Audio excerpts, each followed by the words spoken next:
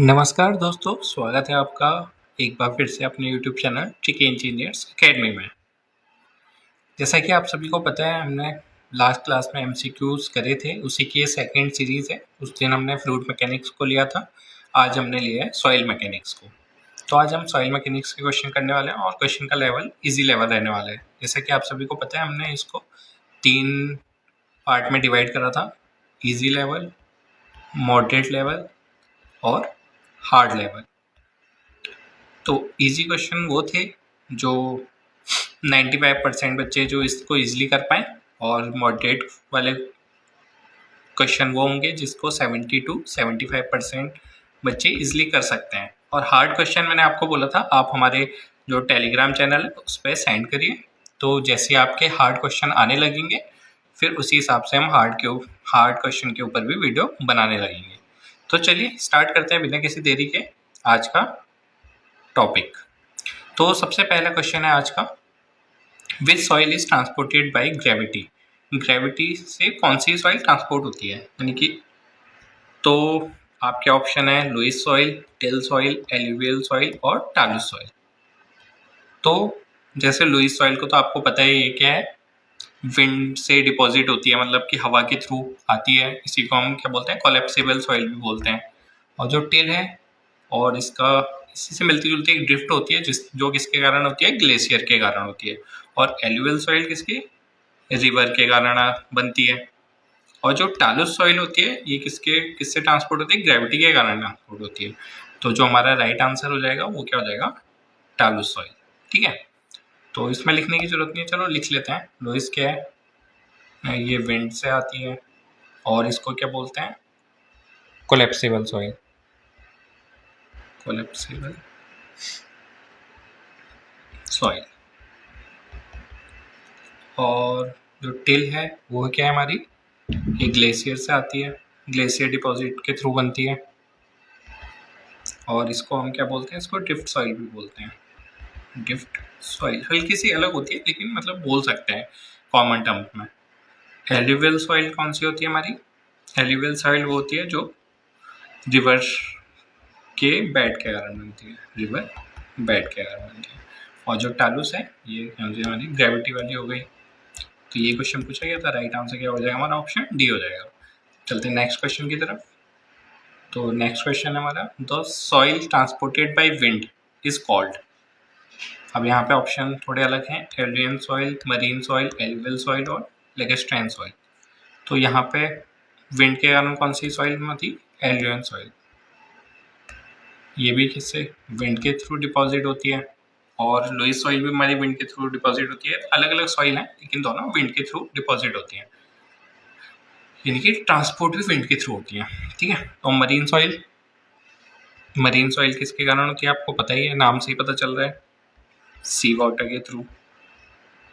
और एल्युवियल सॉइल हम ऊपर बात ही कर चुके थे, रिवर बेड। और जो लेगेस्ट्रेन सॉइल है ये लेक, ये भी नाम से पता चल रहा है, लेक या स्टिल वाटर, स्टिल वाटर। ठीक है, और अब चलते हैं अगले क्वेश्चन की तरफ। अगला क्वेश्चन है हमारा, the clay mineral primary governing the swelling behaviour of black cotton soil is. जो ब्लैक कॉटन सॉइल में स्वेलिंग आती है, स्वेलिंग और सिंकेज के कारण ही इसको हम अपने कंस्ट्रक्शन वर्क में यूज नहीं करते हैं। तो जो ब्लैक कॉटन सॉइल होती है इसमें स्वेलिंग का मेन रीजन क्या है, हेलोसाइट, इलाइट, केओलिनाइट या मोंटमोरनाइट।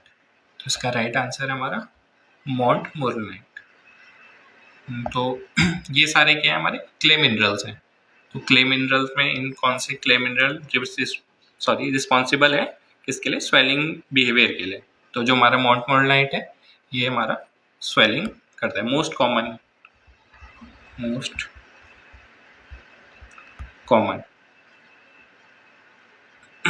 क्ले मिनरल बोल सकते हैं आप इसको।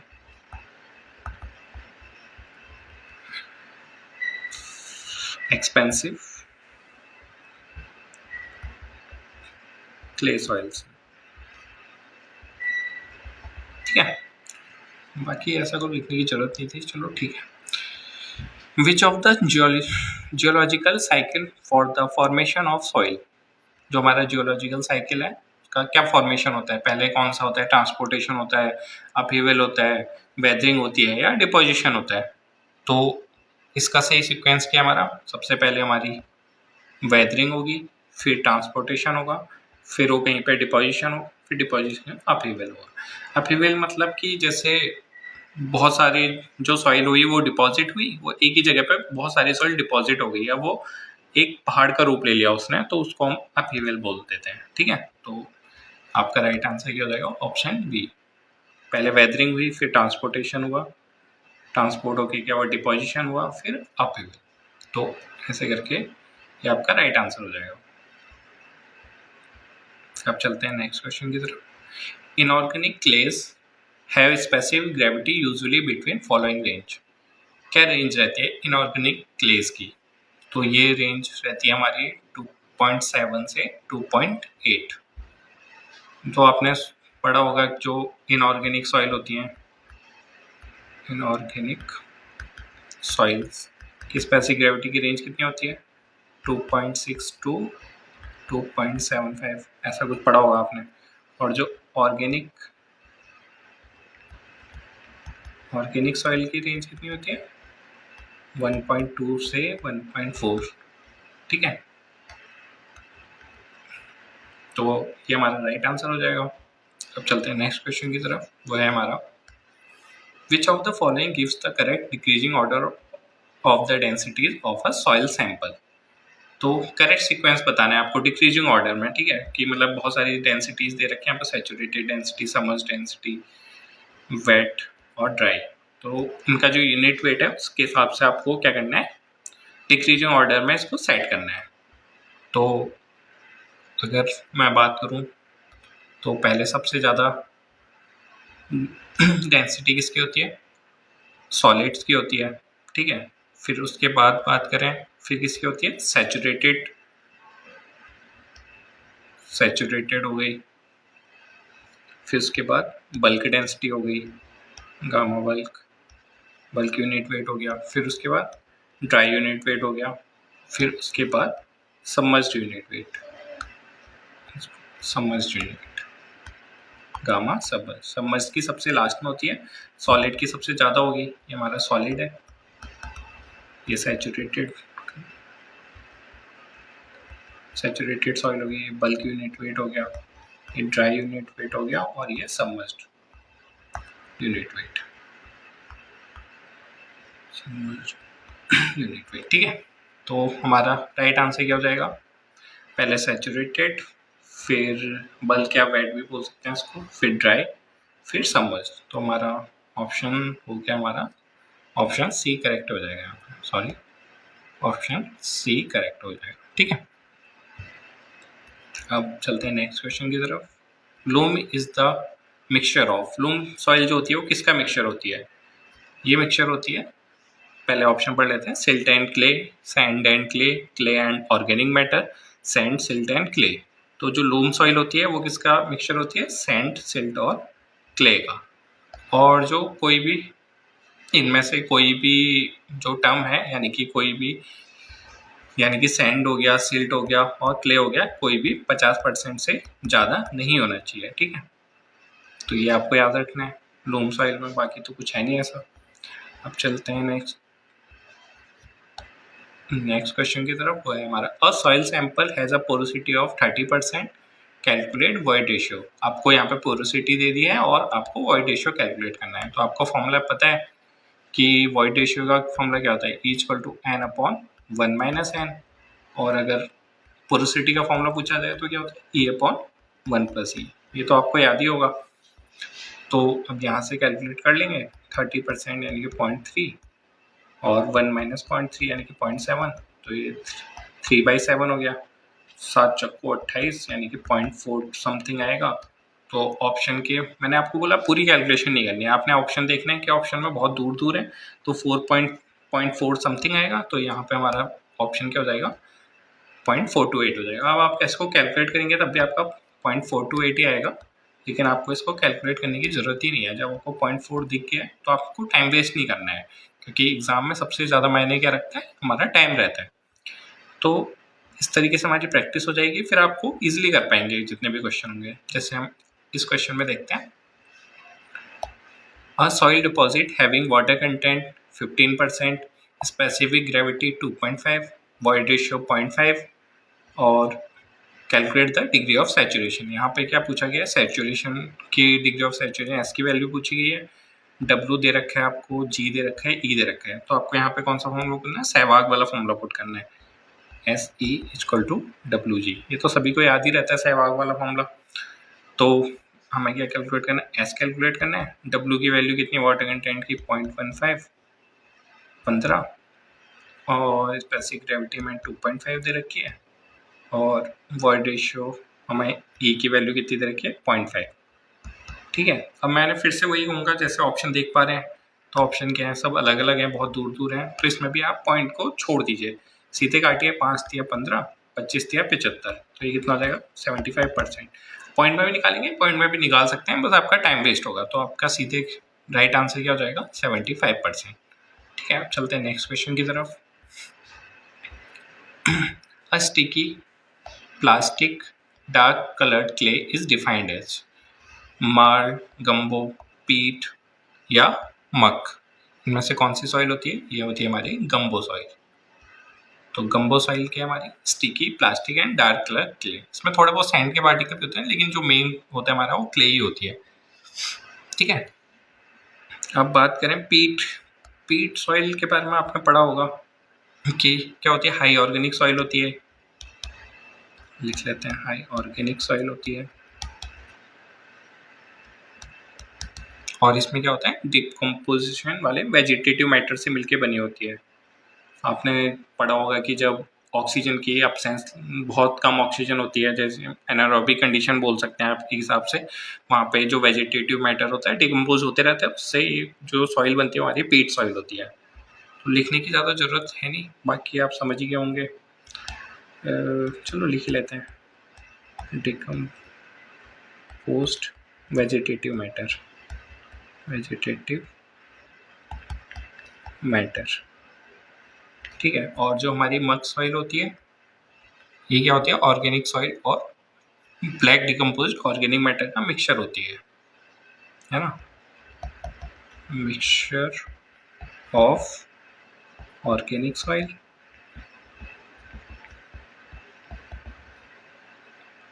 And black decomposed organic matter, post organic matter. अच्छा, एक और क्वेश्चन आपसे पूछा जाता है कि जो पीट सॉइल है और जो मक सॉइल है, इन दोनों को जो कंबाइन करके जो सॉइल बनती है, उस सॉइल को क्या बोलते हैं, ये भी काफ़ी बार पूछा जाता है। तो उसको क्या बोलते हैं हम, उसको बोलते हैं हम क्यूमुलोइस, कुछ तो बोलते थे, क्यूमुलोइस सॉइल, हाँ शायद क्यूमुलोइस सॉइल ही बोलते हैं, क्यूमुलोस सॉइल शायद यही बोलते हैं, एक बार आप कंफर्म कर लीजिएगा। ठीक है,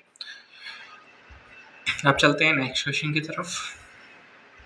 जो हमारा नेक्स्ट क्वेश्चन है, which of the following types of soil contains gravel, sand and silt. ऊपर बात करी थी सैंड, सिल्ट और क्ले की, यहाँ बात हो रही ग्रेवल, सैंड और सिल्ट, तो वो होती है हमारी कैलिचे सॉइल। तो राइट आंसर क्या हो जाएगा हमारा, कैलिचे सॉइल। और अगर हम इसी को रॉक की बात करें, ये कौन सा, सेडिमेंट्री रॉक भी होती है, मतलब उसी सॉइल से मिलकर जो रॉक बनती है वही हमारी कैलिचे रॉक भी होती है। और वो रॉक कौन सी होती है, सेडिमेंट्री, सेडिमेंट्री रॉक। ये भी काफ़ी बार पूछा जाता है। चलते हैं, और तो कुछ है नहीं इसमें, ठीक है, ऐसा कुछ इम्पोर्टेंट नहीं है, ऊपर हम पढ़ ही चुके हैं बाकी, sorry. Black cotton soil is unsuitable for foundation due to. Black cotton soil क्यों सुटेबल नहीं होती, मैंने ऊपर आपको बताया था कि हम फाउंडेशन में ब्लैक कॉटन सॉइल होती है, वहाँ पे स्ट्रक्चर बनाना क्यों प्रेफर नहीं करते हैं, वो हम प्रेफर नहीं करते हैं, इसका ऑप्शन देख लेते हैं।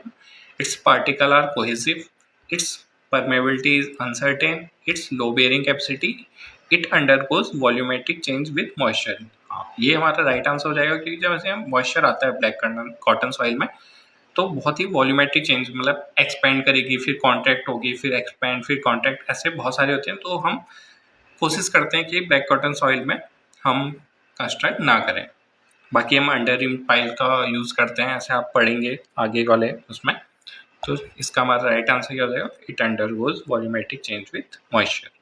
ठीक है, अब चलते हैं नेक्स्ट क्वेश्चन की तरफ। नेक्स्ट क्वेश्चन हमारा, अ soil has a bulk density of 22 kilonewton per meter cube and water content of 10%, the dry density of soil। तो आपको पता होगा गामा डी का फॉर्मूला क्या होता है, गामा डी इक्वल टू होता है gamma bulk gamma upon 1 plus W. Gamma bulk भी लिख सकते हैं आप इसको, ये टी है। ठीक है, ये वाटर कंटेंट है। तो गामा बल्क की डेंसिटी कितनी है हमारी, 22, और ये 1 प्लस 0.1। यहाँ पे भी आपको दिख रहे हैं ऑप्शन थोड़े पास पास ही, चलो इसको कर लेते हैं। तो ये 22 डिवाइडेड बाई 1.1 पड़ जाएगा 220 हो जाएगा, 11 दूनी 22। तो ये कितना है, 20 किलोमीटर पर मीटर क्यूब। ये हमारा राइट आंसर हो जाएगा। ठीक है, कोई दिक्कत नहीं होगी इसमें, ये फॉर्मूला तो आपको याद ही होगा। अब चलते हैं नेक्स्ट क्वेश्चन की तरफ, वो है what is the ratio of volume of air voids to the volume of total voids. Okay, यहाँ पे पूछा गया आपको V A upon V V, total voids का वॉल्यूम। ठीक है, V A upon V V मतलब volume of air void divided by volume of voids, किसका फॉर्मूला होता है, ये होता है हमारा एयर कंटेंट का, है ना। और जो परसेंटेज वॉइड्स का फॉर्मूला क्या होता है, परसेंटेज वॉइड्स का फॉर्मूला क्या होता है, V A divided by total volume. इसको आपको याद करने की ज़रूरत ही नहीं है, मतलब यहाँ पे परसेंटेज वॉइड ये आपको याद ही होंगे, याद क्या करना है इसमें ना। तो पोरोसिटी का फॉर्मूला बता दीजिए एक बार, ये क्या होता है हमारा, वी वी अपॉन टोटल वो वॉल्यूम होता है पोरोसिटी, और ये किसका फॉर्मूला होता है ये बताइए आप मेरे को, V V upon V S. ये आप कमेंट सेक्शन में बताइएगा। ठीक है, और जो परसेंटेज एयर वॉइड्स, ओ सॉरी, ये जो वी ए अपॉन वी है वो परसेंटेज एयर वॉइड्स है, परसेंटेज वॉइड्स तो कुछ होता ही नहीं है। तो ये हमारा क्या है, वी ए अपॉन वी, और हमारा परसेंटेज एयर वॉइड्स बोलते हैं ना यानी को, वी ए अपॉन वी, इसको क्या बोलते हैं, percentage air voids. N A equal to N into A C, ये फॉर्मूला आपने पढ़ा होगा शायद आगे क्वेश्चन भी है। चलो चलते हैं नेक्स्ट क्वेश्चन की तरफ। Water content of soil can, तो वाटर कंटेंट ऑफ सॉइल कितना हो सकता है, नेवर बी ग्रेटर देन 100%, 100% से कभी ज़्यादा नहीं हो सकता है। Take value only from 0 to 100%, 0 से 100% के बीच में ही हो सकता है। 0% से कम हो सकता है, बी ग्रेटर देन 100%, 100% से ज़्यादा भी हो सकता है। तो पहले वाटर कंटेंट का फॉर्मूला क्या होता है हमारा, W equal to weight of water divided by weight of solid. तो यहाँ पे वेट ऑफ वाटर ज़्यादा हो सकता है किससे, वेट ऑफ सॉलिड से। तो हमारा जो वाटर कंटेंट है वो 100% से ज़्यादा भी हो सकता है, इट कैन बी, ठीक है। 0 मतलब बीच की रेंज भी रहती है, लेकिन 100% से ज़्यादा इस केस में, इन दैट केस,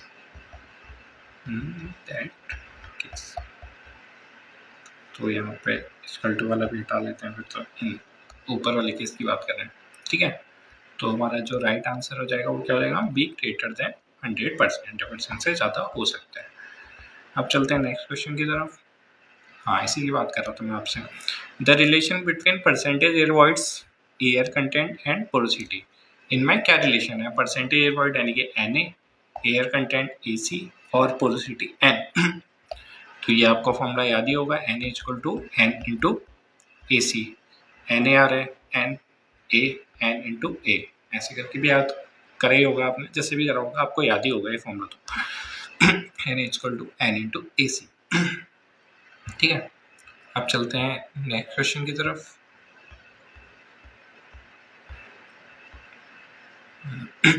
सॉरी, पानी पी लेते हैं।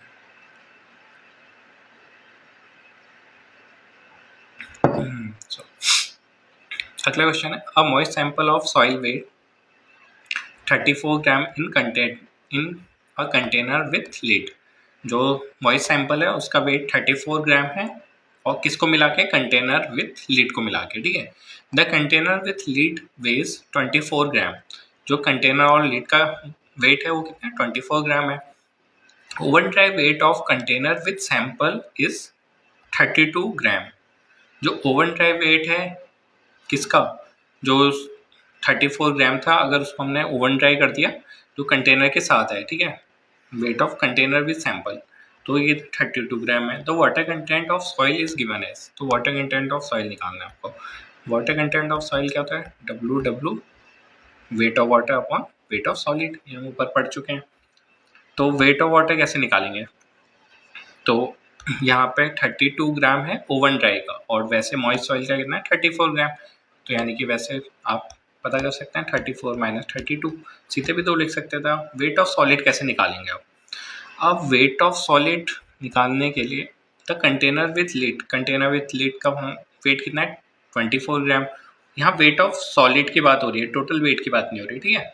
तो वेट ऑफ सॉलिड में केवल सॉलिड सॉलिड का वेट आएगा ना, तो और जो ओवन ड्राई वेट था यानी कि जिसमें वाटर नहीं है, ओवन ड्राई यानी कि ड्राई सॉइल का वेट है वो कितना है 32 ग्राम है कंटेनर के साथ, तो कंटेनर को हटा के जितना बचेगा वो क्या बचेगा, हमारा वेट ऑफ सॉलिड बचेगा।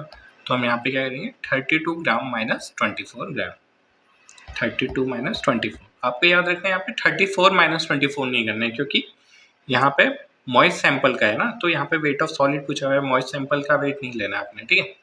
बस यही गलती करते हैं कुछ बच्चे, बाकी आपको ऐसी गलती नहीं करनी है। तो ये कितना हो जाएगा 2, ये 8, तो ये कितना हो जाएगा 1/4, तो यानी कि 25%। तो हमारा राइट आंसर क्या हो जाएगा 25%, ठीक है। आप चलते हैं नेक्स्ट क्वेश्चन की तरफ। जो हमारा नेक्स्ट क्वेश्चन है, if the shrinkage limit of A soil is 21%, it will be the void ratio in dry state, ठीक है। What will be the void ratio होगा, ये व्हाट होगा,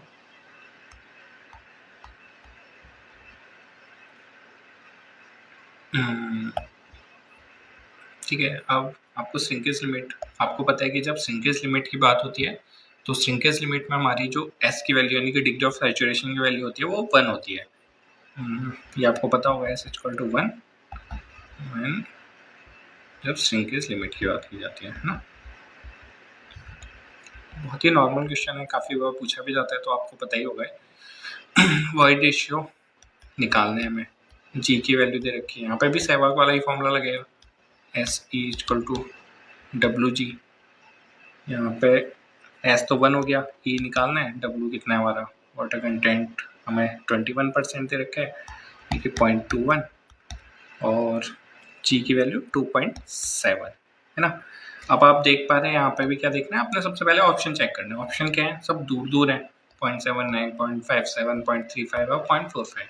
तो आपने सीधे क्या करना है, 27 दूनी यहाँ पे 21 को आप सीधे 0.2 मतलब 21 भी निकाल सकते हैं उसे, लेकिन 27 दूनी 54, यानी कि 54 से थोड़ा सा ज़्यादा होगा, 54 से ज़्यादा आप देख पा रहे हैं ऑप्शन में 57 ही है, तो आपका सीधे कितना हो जाएगा 0.57। निकालने की ज़रूरत ही नहीं है आपको, है ना, मतलब बेसिक अंडरस्टैंडिंग आपकी बहुत ज़रूरी है, जो कि आप थोड़ा प्रैक्टिस करेंगे मेरे साथ तो वो ईजिली बन जाएगी आपकी। तो आप निकाल के भी देख सकते हैं, इसी का अप्रॉक्स आएगा आंसर या यही आएगा, बाकी आपने कर लिया। जैसा हम यहाँ पे कर रहे हैं उसी हिसाब से आपने क्या करना है एग्ज़ाम में भी करना है। बाकी आप ऐसे प्रैक्टिस करिए, बाकी कोई दिक्कत होगी और कमेंट सेक्शन में आपको मेरे को पर्सनली भी टेलीग्राम पे मैसेज कर सकते हैं। अब चलते हैं नेक्स्ट क्वेश्चन की तरफ। Pick up the correct statement from the following, इनमें से कौन सा जो है करेक्ट स्टेटमेंट है। The wide space between the soil grains is filled partly with air and partially with water. In perfectly saturated soil, the voids are completely filled with water. In dry soil, the voids are completely filled with air. All options are correct. तो आपने ये पढ़ा होगा कि ये 3 phase diagram में जो मध्य हमारी सॉइल होती है, तो यहाँ पे सॉलिड्स होंगे, यहाँ पे क्या होंगे हमारे वाटर होगा, और यहाँ पे क्या होगा हमारा एयर होगी, है ना। तो पहले पूछे गया था void space between the soil grains is partly filled with partly with air and partly with water, यानी कि पार्शली एयर से फिल्ड है पार्शली वाटर है। कोई दिक्कत नहीं है, तो बिल्कुल सही बात है। जो हमारे voids हैं ये तो एयर और वाटर ही मिला के क्या होते हैं, हमारे voids होते हैं, तो ये तो बिल्कुल सही बात है। In perfectly saturated soil the voids are completely filled. जो परफेक्टली सैचुरेटेड सॉइल की बात करी जाएगी, जहाँ पे सैचुरेटेड सॉइल होगी वहाँ पे सॉलिड होंगे और वाटर होंगे, ये जहाँ पे S=1 हो गया, यानी कि परफेक्टली सैचुरेटेड सॉइल है, तो ये भी सही बात है। ऑप्शन भी आपका सही हो जाएगा। अगर हम बात करें ड्राई सॉइल की, ड्राई सॉइल में वाटर नहीं होगा, यानी कि S=0 जब होगा तो वहाँ पे सॉलिड होंगे और क्या होगी, एयर होगी। इसमें से एयर एक्सपेल कर देंगे, इसमें से वाटर एक्सपेल कर देंगे, तो हमारे ऑल ऑप्शन ना करेक्ट राइट आंसर हो जाएगा। ठीक है, अब चलते हैं अगले क्वेश्चन की तरफ। वो है match list 1 with list 2 and choose the correct answer from the option given below. तो लिस्ट 1 और लिस्ट 2 आपको दे रखे हैं, आपको मैच करना है। ठीक है, पहला है हमारा पोरोसिटी। पोरोसिटी का फॉर्मूला क्या होता है, N=2 क्या होता है, N=2 होता है हमारा V upon total volume, V upon V, तो volume of voids divided by total volume of soil, तो ए का क्या हो जाएगा हमारा 4 हो जाएगा। बी की बात करें एयर कंटेंट, एयर कंटेंट का फॉर्मूला क्या होता है, AC का formula V A divided by V V, ये होता है ना, V A divided by V total. और वॉट जो हमारा क्या होता है, डिग्री ऑफ सैचुरेशन का फॉर्मूला क्या होता है, एस का फॉर्मूला होता है हमारा V W divided by V V. यहाँ पर वी जब weight of volume of water होगा तब डिग्री ऑफ सैचुरेशन, जब वॉल्यूम ऑफ एयर होगा विथ टर्म्स ऑफ वॉइड्स के टर्म में वो होगा हमारा एयर कंटेंट। तो हमारा ये यहाँ पे क्या होगा, एयर कंटेंट का volume of air void to volume of voids.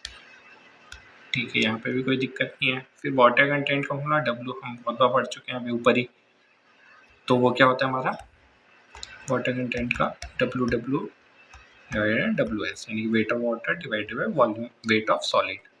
बाकी जगह वॉल्यूम की बात की जाती है, वाटर कंटेंट की बात होती है तो वेट की बात की जाती है, तो हमारा राइट आंसर क्या जाएगा 2 हो जाएगा।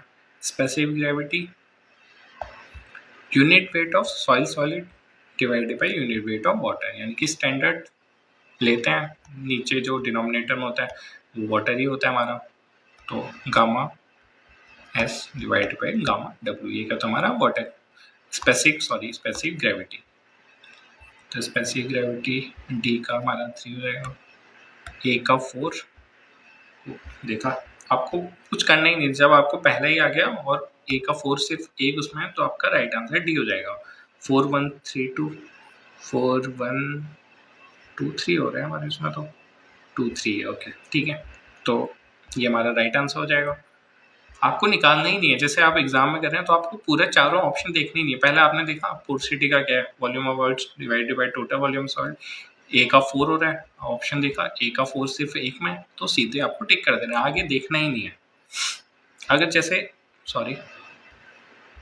लॉक कर लेते हैं, अगर 4 कहीं और भी होता तब आपको और चेक करने पड़ते, जब 4 एक ही है तो सीधे राइट आंसर डी हो जाएगा। अब चलते हैं नेक्स्ट क्वेश्चन की तरफ। नेक्स्ट क्वेश्चन है, a dry soil has specific gravity होगी, specific gravity of 1.35 if the specific soil has okay अच्छा, dry soil has specific gravity of 1.35 if the specific gravity of solid, यहाँ पे solids की बात की गई है, यहाँ पे ड्राई सॉइल की स्पेसिफिक ग्रेविटी की बात की गई, then the void ratio will be. तो हमारा वॉइड रेशियो का फॉर्मूला क्या होगा, तो आपने ये फॉर्मूला पढ़ा होगा, GM=GS डिवाइडेड बाई 1+E, है ना। तो हमें क्या निकालना है, वॉइड रेशियो निकालना है, तो 1+E, GS कितना है हमारा 2.7 और GM कितना है हमारा मास स्पेसिफिक ग्रेविटी कितनी है हमारी 1.35, तो ये कितना हो गया 2 हो गया, E क्या हो जाएगा हमारा 1 हो जाएगा, तो राइट आंसर हमारा क्या हो जाएगा B हो जाएगा। बहुत ही नॉर्मल सा क्वेश्चन था। अब चलते हैं नेक्स्ट क्वेश्चन की तरफ। नेक्स्ट क्वेश्चन है हमारा, select the correct statement select करना है। Unit weight of dry soil is greater than unit weight of weight soil. Unit weight of soil इनकी ये तो हम ऊपर ही पढ़ चुके हैं। Unit weight of dry soil क्या ज़्यादा होता है unit weight of weight soil से? नहीं होता है, unit weight of weight soil ऊपर ज़्यादा था, है ना।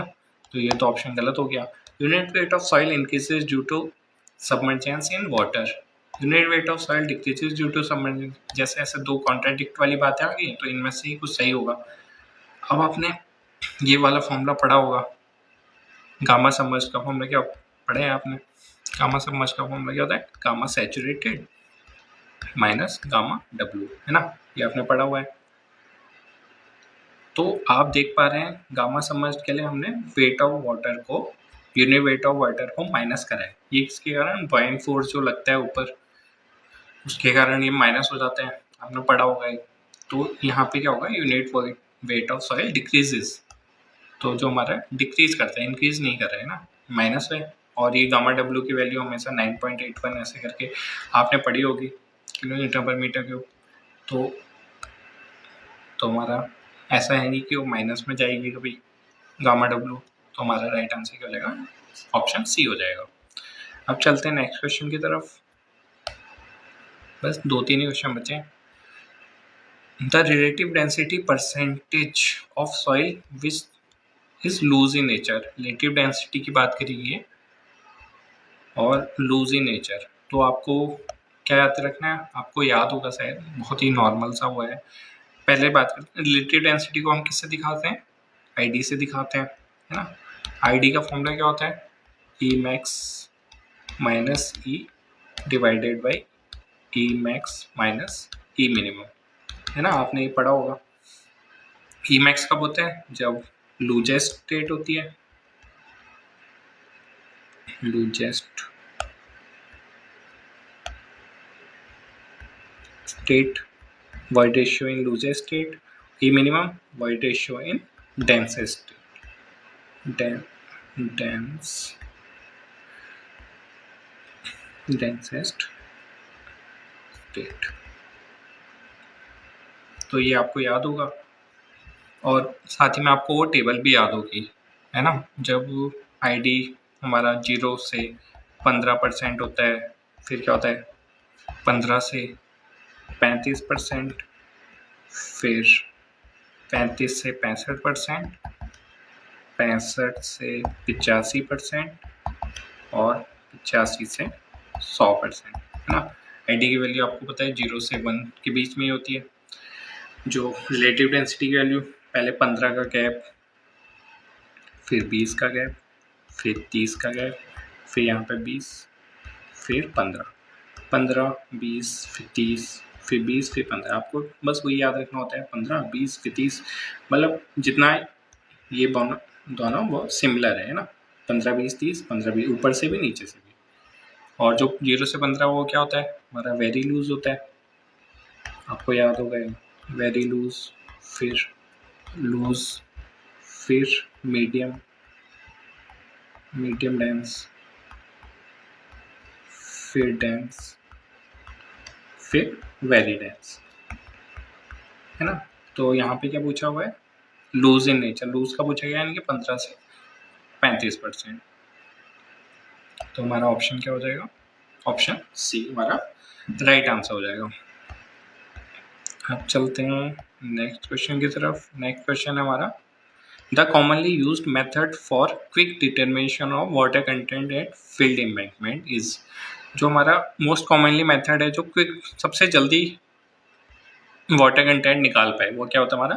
कैल्शियम कार्बाइड मेथड होता है। Oven dry method, sand bath method, alcohol method और कैल्शियम कार्बाइड मेथड। अभी तो आज की वीडियो ज़्यादा बड़ी हो गई है, वरना आपको चारों बताता कि अभी आप इतने याद रखिए। आगे आएगा तो वहाँ देखेंगे। इसमें हमें हार्डली कितना 5 से 7 मिनट का टाइम लगता है। कैल्शियम कार्बाइड में तो क्विकेस्ट है, और लेकिन ये क्या है, एक्यूरेट रिजल्ट नहीं देता है, नॉट गिव एक्यूरेट रिजल्ट, है ना। अब लास्ट क्वेश्चन है हमारा आज का, sensitivity of a natural soil deposited, जो सेंसिटिविटी होती है नेचुरल सॉइल की, वो कितनी होती है। देखा, इतना लगातार बोलते बोलते आवाज़ भी वो हो गई। सेंसिटिविटी का फॉर्मूला क्या होता है हमारा, सेंसिटिविटी का फॉर्मूला होता है हमारा QU अनडिस्टर्ब्ड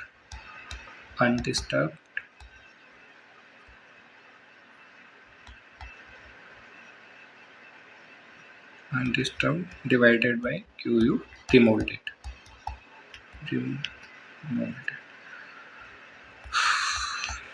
है ना, मतलब uncompressive compressors unconfined compressive strength, बोला भी नहीं जा रहा है, unconfined compressive strength of undisturb soil, जो अनडिस्टर्ब सॉइल है जिसको हमने हाथ भी नहीं लगाया, छुआ भी डिस्टर्ब नहीं करा है बिल्कुल भी, ऐसी सॉइल की unconfined compressive strength divide by remould, उसी सॉइल को जब हमने रिमोल्ड कर दिया, दोबारा रिमोल्ड कर दिया उसी सॉइल को, है ना, तो इन दोनों का रेशियो कहलाता है हमारा सेंसिटिविटी कहलाता है।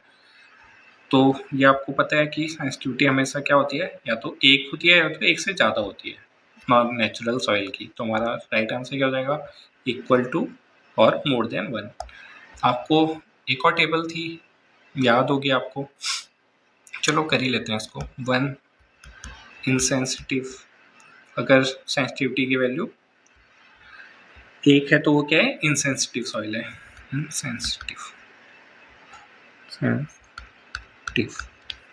और 2 से 4 के बीच में तो वो नॉर्मल है, 4 से 8 है तो क्या है, वो सेंसिटिव है, सेंसिटिव। और 8 से 16, बस आपको दुगना दुगना करते जाना है, ठीक है, इसमें कुछ याद करने वाला नहीं है। 1 तो इनसेंसिटिव, 2 से 4 यानी कि 2 दूनी 4, फिर 4 दूनी 8, फिर 8 दूनी 16, और फिर 16 से ज़्यादा। तो जो insensitive, normal, sensitive, extra sensitive, और ये इसको हम बोलते थे हाइपर सेंसिटिव, नहीं, क्विक सेंसिटिव। बस कुछ याद नहीं करना है, 1 2 दूनी 4, 4 दूनी 8, 8 दूनी 16, 16 से ज़्यादा, ऐसे करके आपको ये भी टेबल याद हो जाएगी। तो ये टेबल है आज। बाकी आज के लेक्चर में इतना ही, मिलते हैं आपको किसी नए टॉपिक के साथ। Thank you.